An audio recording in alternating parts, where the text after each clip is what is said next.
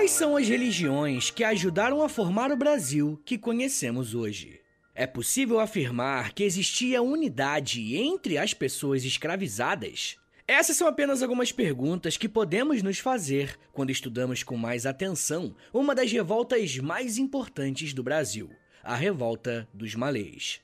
Se em algum momento você já precisou se preparar para uma prova na escola, vestibular ou Enem, é quase uma certeza que você já tenha se deparado com a temática das revoltas regenciais. Esse foi um período muito conturbado e agitado na história brasileira, e a quantidade de eventos, nomes e personagens é tão grande que muitas vezes as coisas acabam ficando meio confusas. Um dos primeiros episódios do História em Meia Hora foi justamente sobre as chamadas revoltas regenciais, bem no comecinho do podcast, onde eu fiz um panorama de todos os conflitos. Mas hoje eu quero fazer algo bem diferente. Vamos analisar com bastante atenção apenas uma dessas revoltas regenciais. Vamos entender a origem desse conflito, as motivações, personagens envolvidos e, claro, as suas consequências. Se vocês quiserem mais episódios sobre mais revoltas regenciais, deixe um comentário lá no Instagram, no @HistóriaEmMeiaHora, que aí de repente eu posso fazer um episódio para cada uma dessa revolta que aconteceu a partir de 1831. A primeira coisa que precisamos fazer é localizar o evento que vamos estudar hoje no tempo e no espaço. A Revolta dos Malês aconteceu em Salvador, na Bahia, em 1835. Porém, podemos dizer que a origem desse conflito pode ser percebida há muito tempo antes. Tem um episódio que é um bom complemento a esse daqui, que é um episódio sobre a escravidão africana no Brasil, tá aqui no feed do podcast. Nesse episódio, eu destaquei o quanto o tráfico negreiro foi intenso e volumoso. Em toda a América, o Brasil foi o país que mais trouxe pessoas do continente africano para serem escravizadas por aqui. Ao longo de todos os anos de escravidão, Salvador foi um dos principais destinos dessas pessoas que foram sendo trazidas da África. Isso fez com que a população baiana fosse formada por muitos africanos ou descendentes de africanos, dando a essa região uma característica social muito particular. Para vocês terem uma ideia, até hoje, Salvador é considerada a cidade mais negra fora da África. Vocês têm noção do quanto que isso é grande? Por ter essa característica social, Salvador sempre foi uma cidade muito importante para a metrópole portuguesa, ao mesmo tempo que foi uma das regiões que mais deu trabalho para a coroa. E eu digo isso porque o histórico de revoltas na Bahia é muito antigo. No final do século XVIII, por exemplo, estourou a partir de 1798 a chamada Revolta dos Alfaiates, motivada por divergências e protestos contra o governo português. Eu não vou entrar em detalhe aqui a respeito da Conjuração Baiana, porque a minha intenção é só pontuar que Salvador sempre foi uma região muito engajada politicamente. Uma das razões para isso é o fato de ter sido a capital da colônia por muito tempo, até a transferência para o Rio de Janeiro no século XIX. Um outro ponto importante que precisamos compreender aqui são as características da escravidão em Salvador. Muitas vezes, temos a tendência de achar que a escravidão no Brasil foi única e ocorreu da mesma forma em todas as províncias, mas isso não é verdade. Uma primeira distinção que podemos fazer é entre a escravidão urbana e rural. Na escravidão urbana, como era o caso de Salvador, os escravizados tinham uma grande autonomia para circular em torno da cidade. Mas cuidado, tá? Afirmar que uma pessoa escravizada urbana tinha mais autonomia de circulação não quer dizer que a escravidão urbana era algo tranquilo e sem violência. Na verdade, é justamente o oposto. Nas cidades, os escravizados também recebiam punições públicas como forma de ensinar, entre aspas, qual deveria ser a postura correta de uma pessoa escravizada. Além, claro, de servir como uma humilhação para a pessoa que recebia a punição. Um historiador que é muito importante para o estudo da Revolta dos Malês e que fala um pouco sobre as características da escravidão urbana em Salvador é João José Reis. Ele diz o seguinte sobre esse assunto, abre aspas. Na escravidão urbana, os cativos tinham alguma autonomia. Em geral, transitavam por toda a cidade a cumprir tarefas para os seus senhores ou a vender a força de trabalho.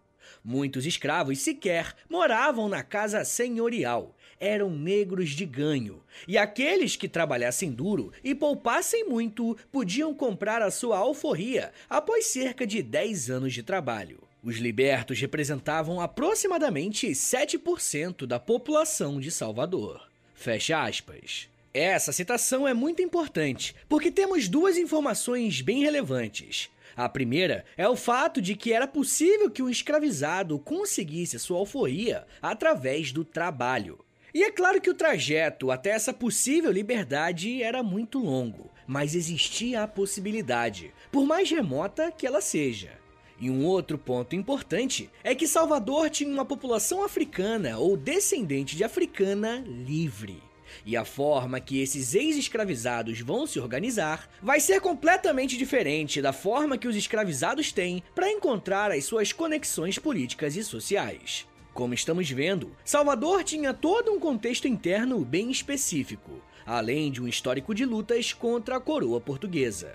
O que está faltando para essa questão social se tornar um estopim para uma revolta grandiosa é o cenário nacional entrar em crise. Fato que aconteceu em 1831, por conta da decisão do imperador do Brasil, Dom Pedro I, de abdicar o trono e deixar o seu filho de apenas 5 anos como responsável por governar esse país. Talvez Dom Pedro I tivesse essa noção, ou talvez não. Mas quando ele abandonou o seu país, essa decisão quase resultou na fragmentação completa do Brasil. Dom Pedro I iniciou a sua carreira política como uma das figuras mais populares. O famoso Dia do Fico sedimentou essa popularidade. E em seguida, a independência do Brasil consolidou Pedro I como o principal líder do país.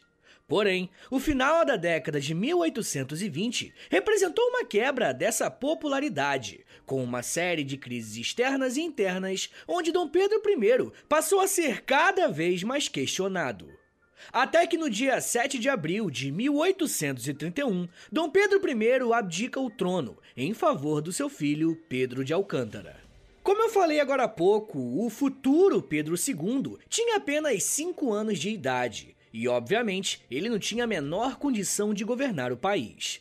E é por esse motivo que o período datado entre os anos de 1831 até 1840 é conhecido como período regencial, ou seja, é o momento da história brasileira que alguns regentes administraram o país enquanto o Pedrinho atingia a idade necessária. No papel, estava tudo tranquilo. Políticos experientes e gabaritados iriam tomar as decisões importantes até que o nosso pequeno príncipe pudesse ele mesmo sentar no trono.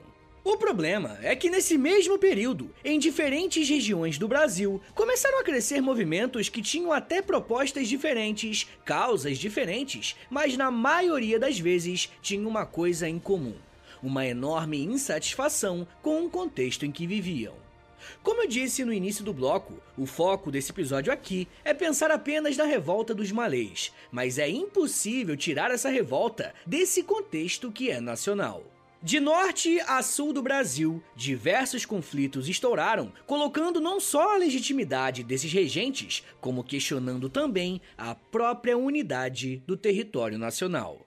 Uma das perspectivas mais comuns ao se estudar o período regencial é a partir dessas revoltas. Porém, um caminho bem interessante que pode ser feito e que podemos fazer futuramente, caso vocês queiram, é analisar o período regencial a partir das mudanças políticas.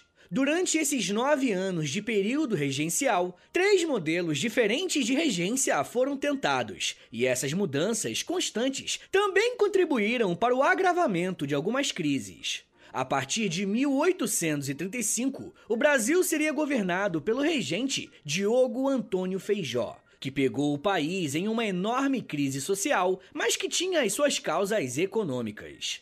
A instabilidade na cúpula do poder deixada por Dom Pedro II gerou um movimento duplo na economia brasileira.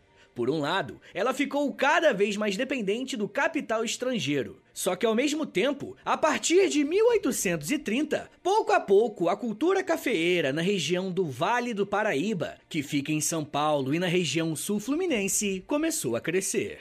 Com o crescimento do café como um produto importante e lucrativo para o Brasil, os chamados barões do café se tornaram figuras importantes e influentes no cenário nacional. Beleza, mas o que tudo isso tem a ver com o que estava acontecendo em Salvador?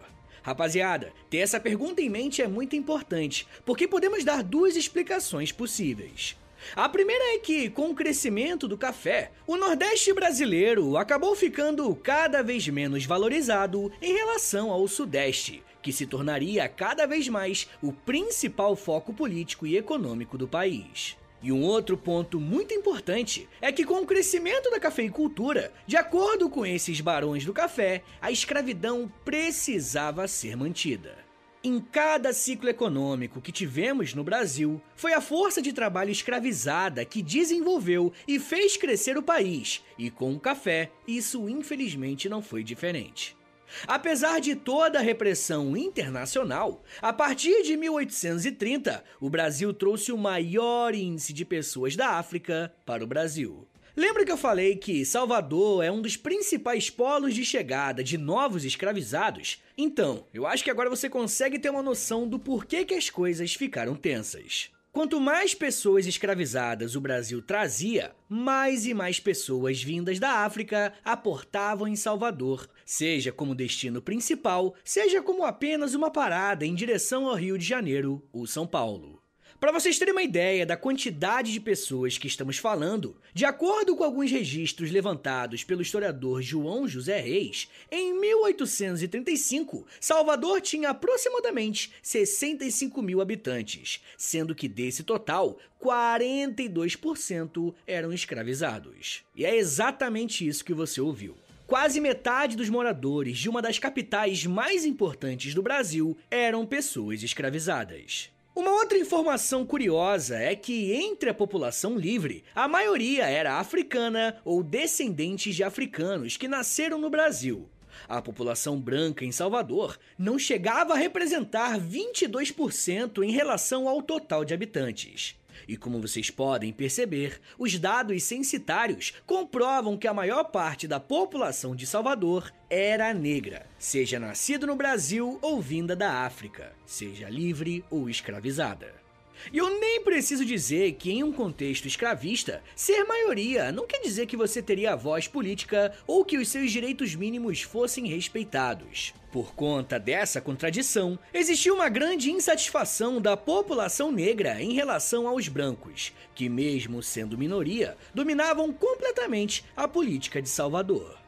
Mas antes de avançarmos, precisamos dar um passo para trás e entender de onde que essas pessoas vindas da África eram. Afinal, a África é um continente e é um erro muito comum generalizarmos todas essas pessoas que foram trazidas da África para o Brasil como um grupo só. Entre os próprios escravizados, existia uma diferença bem grande e que muitas vezes era usada para dividi-los. Os escravizados nascidos no Brasil eram chamados de crioulos, e eles praticamente não tinham acesso a ler e escrever, falavam a língua portuguesa e eram catequizados obrigatoriamente na fé católica. Só que em Salvador também tinha um outro grupo bem marcante de pessoas que foram feitas de escravos. Lembra daquele percentual que eu falei da população escrava? Então, aproximadamente 30% dos escravizados eram de origem iorubá, conhecidos também como nagôs. Se fôssemos traçar a origem dessas pessoas, poderíamos dizer que os africanos nagôs eram de locais que atualmente compreendem o território da Nigéria, Benin, Togo, Gana e Costa do Marfim. Mas além dessa questão cultural, os africanos nagôs não conheciam o idioma português muito bem, mas eles tinham uma coisa em comum: a fé muçulmana. Os africanos nagôs vieram para o Brasil e trouxeram consigo a sua bagagem cultural e religiosa, em um país que tinha na fé católica um dos seus principais pilares de sustentação e de reconhecimento enquanto brasileiro.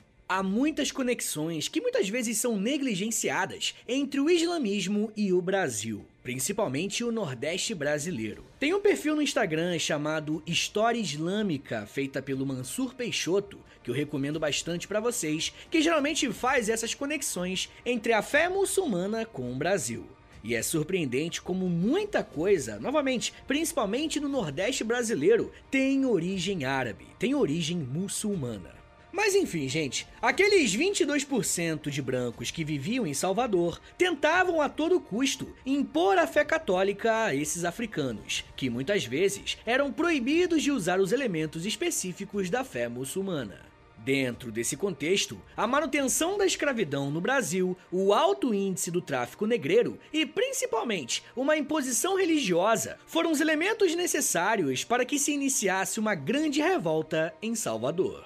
O que aconteceu em 1835 foi tão importante que gerou consequências para os anos seguintes na Bahia. Eu quero falar mais sobre como que esses escravizados muçulmanos atuavam no Brasil, como eles se organizaram e o que foi essa tal de revolta dos malês. Mas me dá um minutinho aí, tá, gente, que daqui a pouco a gente volta e eu falo um pouco mais sobre fé, liberdade, identidade, fontes históricas, memória e repressão. Segura aí, que é um minutinho só.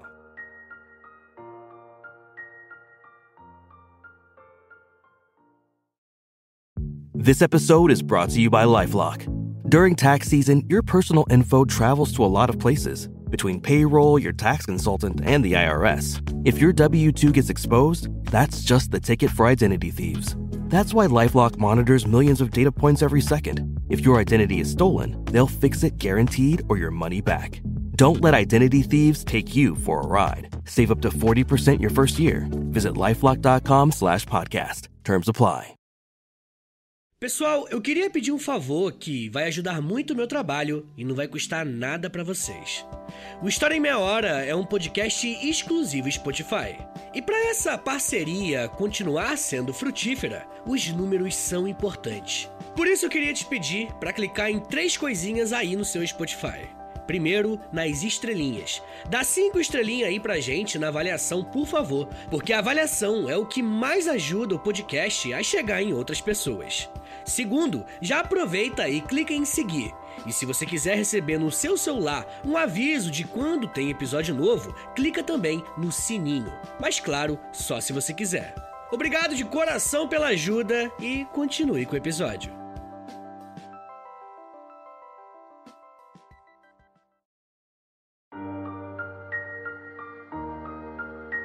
Abre aspas. Pretextando danças e festas, os conspiradores reuniam-se a miúdo em diversos lugares. Em novembro de 1834, celebraram-se frequentes sessões no casebre de Abraão, na Vitória. Agostinho reunia os seus amigos em uma viela próximo à Igreja das Mercês, e todos os dias, de 6 a 8 horas da noite, a loja de Francisco de Lisboa transformava-se em sala de conselho. Por sua vez, o Nagô Cornélio conferenciava com seus adeptos em uma senzala situada na Barra. Fecha aspas. As palavras que você acabou de ouvir fazem parte de um dos primeiros estudos a respeito da Revolta dos Malês, feito em 1907 pelo padre Etienne Ignace. Esse registro é bem interessante, porque fala justamente sobre os africanos nagôs e como que eles se organizavam. Esse ponto é bem importante, porque para pensar a revolta dos malês, precisamos, acima de tudo, entender que as pessoas que participaram desse evento tinham agência nesse processo. E com isso, eu quero dizer que a população negra, livre ou escravizada atuou ativamente para que determinados eventos acontecessem. É importante pontuar essa questão, porque muitas vezes parece que os escravizados passavam pela experiência da escravidão de forma passiva, apenas olhando as coisas acontecerem, quando, na verdade, não foi nada disso que aconteceu. Rapaziada, eu encerrei o último bloco explicando a origem de parte dos africanos que desembarcaram em Salvador. E que essas pessoas tinham como um dos seus pilares a questão religiosa, mais especificamente o islamismo. Porém, essas pessoas tinham uma dificuldade muito grande em exercer a sua fé no Brasil, porque as lideranças religiosas tinham o amparo da Constituição de 1824 para impedir que outras fés fossem professadas em território brasileiro. Apesar das proibições e da patrulha que os africanos nagôs sofriam, é possível perceber que houve um sincretismo religioso entre o islamismo e o candomblé. Se vocês notarem bem, essa é uma característica muito forte do Brasil. Para o bem ou para o mal, essas limitações religiosas fizeram com que diversos outros tipos de fé fossem surgindo, até o ponto de termos hoje diversos elementos religiosos relacionados uns aos outros. Bom, mas apesar de toda a repressão, a presença dos africanos nagôs era tão grande e tão relevante na Bahia que um dos livros que mais circulavam nessa região era o Corão, ou Alcorão, que é o livro sagrado dos muçulmanos. Como toda religião, existem alguns aspectos que dão a esse grupo uma certa unidade. A crença em uma mesma divindade e um livro sagrado podem ser esses elementos que fazem dessa fé um elemento coletivo. Mas os africanos nagôs tinham uma outra coisa que os identificava como pertencentes a um mesmo grupo. Eu tô falando das vestimentas. Esse grupo étnico e religioso usava um abadá, palavra iorubá que significa bata branca, e era a forma que essas pessoas eram caracterizadas no ambiente em que eles viviam. O histórico de repressão contra as pessoas negras em Salvador, principalmente os africanos, já era antigo. Por mais que existisse a possibilidade de conquistarem a alforria, isso não mudava o status social dessas pessoas. Quem fala um pouco sobre isso é a historiadora Mary Karash, ao dizer que, abre aspas, o escravo, mesmo liberto, carregava pesado estigma, que o marcava até a morte, principalmente se fosse africano. Fecha aspas. Essa citação reforça como, no século XIX, a escravidão no Brasil tinha um caráter fortemente racial. Mesmo que uma pessoa conseguisse a sua liberdade, ela ainda seria tratada como alguém inferior. Essa situação contribuiu para que os negros livres e escravizados estreitassem os seus laços de parceria em um contexto que era desfavorável a eles. Mas se os escravizados, de forma geral, tinham essas particularidades a respeito do tratamento entre eles, os que carregavam a fé muçulmana tinham ainda mais barreiras. Em 1827, por exemplo, chegou a acontecer um pequeno levante de escravizados muçulmanos no engenho Vitória, próximo do Recôncavo Baiano. Como era um movimento pequeno, ele foi reprimido com grande facilidade. Mas desde esse momento, a convivência entre escravizados muçulmanos e a população branca da Bahia estava cada vez mais complicada. De acordo com alguns estudos de Nina Rodrigues, em 1830, um grupo de negros conseguiu atacar uma loja de ferramentas da região conhecida como Cidade Baixa, em Salvador, com o objetivo de roubar algumas armas. Os registros que esse estudo trouxe são limitados e nós não conseguimos saber se essas pessoas eram nagôs ou crioulas. O que sabemos é que a partir de 1830, um pequeno grupo de ex-escravizados ou escravizados estava com a posse de algumas armas. E eu faço esse apontamento porque quando estourar a revolta dos malês, anos mais tarde, esse armamento vai aparecer mais uma vez, mas agora contra as forças policiais de Salvador. Até o momento, estamos vendo que a relação entre os africanos nagôs e as autoridades políticas e religiosas de Salvador não eram nada boas. Dentro desse cenário, um grupo de africanos nagôs decidiu se organizar para tomar o controle de Salvador. Uma pergunta que pode surgir com essa afirmação é a seguinte: Vitão, como que os escravizados vão organizar algo tão complexo? E essa pergunta é importante e, para respondê-la, precisamos lembrar que estamos falando do modelo de escravidão urbana e, por esse motivo, os escravizados tinham uma grande mobilidade dentro da cidade. Através dessa circulação, eles conseguiram realizar algumas reuniões para planejar como seria o ataque ao governo central. Um outro ponto que possibilitou a organização dessas pessoas foi a língua árabe. Caso você não saiba, um dos requisitos básicos do Islã é que o Alcorão só pode ser lido em sua língua original. E é por isso que todo praticante do Islã deve saber a língua árabe. Logo, os africanos nagôs tinham um conhecimento que mais ninguém na cidade tinha: uma língua própria. Algumas pessoas começaram a produzir panfletos para distribuir pela cidade, apontando que uma revolta estava prestes a acontecer. Mesmo que toda essa comunicação fosse feita em uma língua diferente para as autoridades locais, os nagôs tomaram cuidado de usarem estabelecimentos comerciais para espalharem o recado, mas sem fazer muito alarde. Uma coisa muito interessante sobre esse movimento é que, como os escravizados nagôs sabiam ler e escrever, a língua árabe, existem diversas fontes produzidas pelos próprios revoltosos e que estão disponíveis até hoje. Através desses documentos, nós conseguimos ter acesso àquilo que os revoltosos queriam. De acordo com esse registro, o principal objetivo do levante seria derrubar o governo de Salvador, para fundar ali um califado islâmico. Sim, é isso mesmo que você ouviu. Os caras queriam fundar um califado aqui no Brasil. Quem acabou tomando a frente dessa organização para a revolta foram os escravizados muçulmanos, e por esse motivo, o evento ficou conhecido como a Revolta dos Malês. Na língua iorubá, o termo muçulmano era representado pela palavra imalê, ou malê. Se fôssemos traduzir para o nosso idioma, podemos chamar a Revolta dos Malês de Revolta dos Muçulmanos. Como essa era uma revolta organizada por muçulmanos escravizados, o objetivo não era apenas tomar Salvador politicamente, mas eles queriam também acabar com a escravidão. E molecada, esse vai ser o primeiro grande levante de escravizados na história do Brasil. E esse levante amedrontou os senhores de escravos por muitos e muitos anos.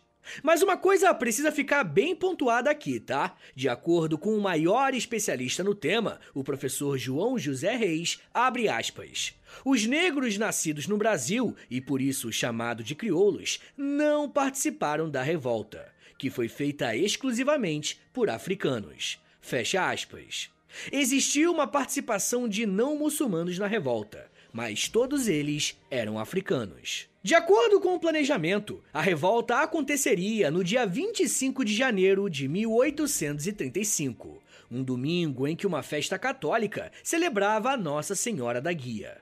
Os escravizados sairiam para cumprir as suas tarefas diárias, como buscar água nos poços e fazerem entregas. Alguns documentos escritos na língua árabe mostram que o plano era provocar pequenos incêndios em pontos espalhados da cidade para distrair as autoridades. O problema é que esse plano foi descoberto pelo presidente da província, o Francisco de Souza Martins.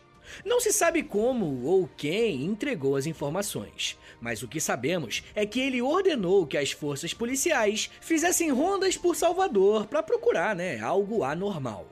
Toda essa descoberta aconteceu no dia 24 e se concretizou quando a polícia encontrou um esconderijo de armas, contendo aproximadamente 60 nagôs no local. Todos estavam armados e ali mesmo começou a troca de tiros. Foi um confronto frente a frente. Esse primeiro embate foi vencido pelos africanos, que precisaram sair às ruas na madrugada do dia 25 para avisar os outros participantes que a revolta estava começando um pouquinho mais cedo. Como bem lembra o professor Rafael Duarte, a partir desse momento, uma onda de pânico, caos e medo se espalhou por Salvador, pois aproximadamente 600 homens e mulheres africanos estavam usando seu abadá, indo em direção ao confronto com as autoridades de segurança. E um ponto interessante é que o conflito ficou restrito aos policiais, tá? Os nagôs não atacaram civis e nem senhores de escravos. Mas enfim, gente, durante a revolta, alguns nagôs se dirigiram a um local em que um homem chamado Pacífico Licutã estava preso. Pacífico era um africano que foi preso porque o seu senhor tinha dívidas e o usou para quitar essa dívida. Só que o plano de libertar uma liderança nagô não deu muito certo, e os revoltosos foram cercados. Em uma posição complicada, os malês foram para a região do Recôncavo para procurar apoio de mais escravizados, para somarem na luta. Eles foram encurralados na região de Água de Meninos, local que ficava próximo a um quartel de cavalaria. Nesse ponto, aconteceu uma batalha sangrenta, onde 73 malês foram mortos e mais de 500 foram presos. O pânico gerado pela revolta foi tão grande que o chefe de polícia Gonçalves Martins autorizou que qualquer cidadão pudesse dar voz de prisão a escravizados, seja ele muçulmano ou não, que estivesse reunido em 4 ou mais pessoas. Estar com mais pessoas dentro de casa passou a ser proibido.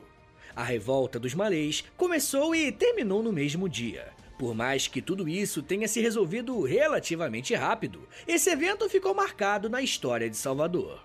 Uma revolta que foi preparada embaixo do nariz das autoridades e não foi percebida não era algo muito comum de acontecer pela região. A população branca temia que a Revolução do Haiti ganhasse exemplos e força aqui no Brasil. Logo, reprimir com violência era a principal tarefa das forças de segurança. Diversos participantes das revoltas foram presos, açoitados e até deportados. Dentre os condenados, 4 foram condenados à morte: Jorge da Cruz Barbosa, o Ajarri, Pedro, Gonçalo e Joaquim. E claro, esses são os nomes que eles receberam aqui no Brasil. Nós não sabemos como que eles eram chamados em sua terra de origem. O que nós sabemos com certeza é que esses foram apenas alguns nomes dentre vários e vários outros que ousaram lutar pela sua liberdade. O interessante sobre o levante dos malês é que para esse grupo, uma das coisas mais importantes era também a liberdade religiosa, para poderem professar a sua fé sem serem reprimidos ou violentados por conta disso.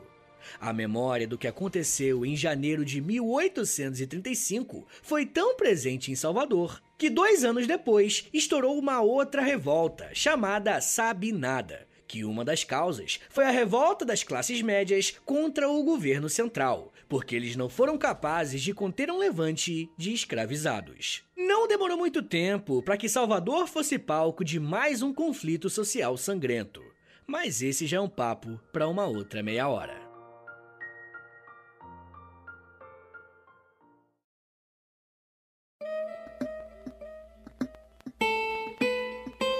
Senhores, muito obrigado por terem vindo até aqui. Meu nome é Vitor Soares, eu sou professor de História e você acabou de ouvir o História em Meia Hora.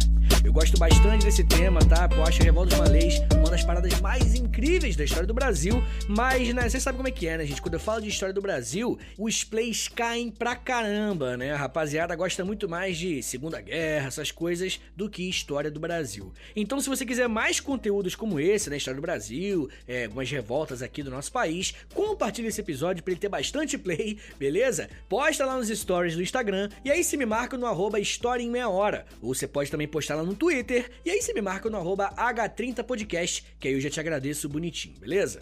Mas rapaziada, a melhor forma de você ajudar o História em Meia Hora, de longe, a melhor, assim, disparadamente, é assinando o nosso Apoia-se, beleza? É apoia.se/História em Meia Hora, que lá tem mais de 90 episódios exclusivos, cara, tem muito episódio já, na moralzinha, tá chegando a 100 episódios exclusivos, e se você assinar agora, um mesinho só que se você assinar já tá bom já, você consegue ter acesso a todos eles, tá bom? Mas você também pode dar uma ajuda aí, qualquer valor é mais do que bem-vindo lá no Pix, tá bom? Anota aí o meu Pix e é o meu contato também, tá? É historiaemmeiahora@gmail.com. Qualquer valor é bem-vindo, esse é meu Pix e é também o meu contato.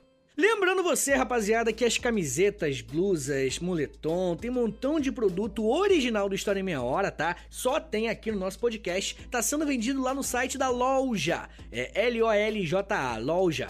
Entra lá no site deles, digita História em Meia Hora na busca e aí você vai ter acesso à nossa lojinha, olha que legal. Várias camisetas, estampas, tudo com temática histórica e, novamente, é só lá que você vai encontrar essas estampas. Agora um favorzinho aí que eu vou te pedir, isso aqui é completamente de graça. Você tá ouvindo esse podcast aqui, esse episódio no Spotify, Então, você tá no Spotify aí, já tá na sua frente, clica em 5 estrelinhas, que você vai avaliar a gente, por favor. Clica depois em seguir e depois clica no sininho, tá bom? Que aí o seu celular vai avisar quando tem episódio novo do História em Meia Hora, tá bom, gente?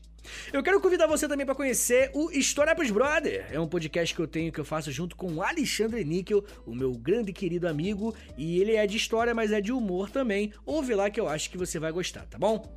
É isso, gente. Me siga nas redes sociais. É @Prof. Vitor Soares no Twitter, no Instagram e lá no TikTok. Todo dia eu faço um videozinho de 1 minutinho só, bem curtinho, educativo, não é dancinha, lá no TikTok, tá bom? Entra lá no @Prof. Vitor Soares, beleza?